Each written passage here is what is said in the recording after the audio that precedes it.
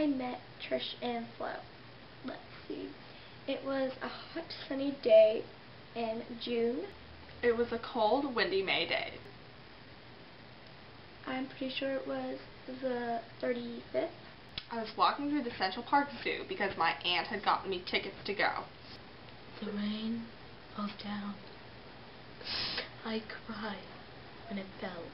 I was walking down the street and I saw a beautiful hot dog stand. It was shiny, it was new, and it had the giant hot dog on the top that I wanted so bad. I was walking through the zoo and I tripped over a peanut someone had placed there because they got tired of feeding the llamas. And so I tried climbing on the top of the truck to taste it. And when I went up there, there was already a rat up there, and it scared me, and I fell. It fell on my head. I was a normal human being. So, to examine my poor, scraped knee, I sat down on a bench. But this was not an ordinary bench, because it was lumpy, it was extremely smelly, and it was excessively hairy. So, you can imagine my surprise, and I bet you can guess who it was. And so I was just so disappointed. I got a regular sized hot dog, and it was just disappointing because it wasn't that big. But this fat girl fell On my head. And it all went downhill from there. It was DeMarcus the Hobo. Now, DeMarcus told me all about his recent adventures in Rainbow Land, where he got to fly with cotton candy unicorns and sail across the 7 seas with the pixies of Penzance. And I saw this thing sitting in a meadow. Sorry. Okay. It's so emotional. It was kind of scary. She was just so... After I heard about Rainbow Land, I got really excited and I decided to go to Rainbow Land and meet this rainbow princess for myself. Her hair was up and she had so much makeup plastered on her face. She looked like a Barbie doll. And she was just so bossy, and she was going around slapping little kids on the faces. And so I got knocked unconscious. And I woke up and I heard voices. So I went to find a map of Rainbow Land.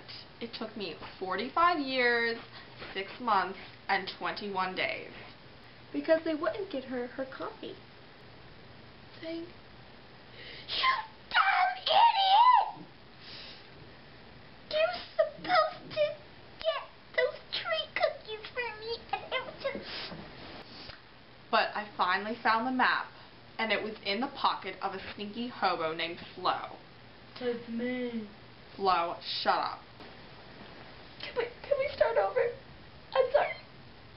After I traveled to Rainbow Land, which is way overrated and way overpriced. She saw some field mice just sitting there. And she thought it would be fun to hit them. So she picked one up and she bopped it on the head. I went back and I gave Flo her map. But by that time, Flo had shaved off all her hair, so I did not want to be caught dead with her. I was at Lake Erie, and a blimp showed up out of nowhere. And this creature just popped out of nowhere. It looked like a rabid squirrel, but it ended up being Flo. So we have to meet in a warehouse and do a series of secret handshakes, knocks, and whistles. She popped up and she said, "Don't hit my mice." And she slapped her on the face.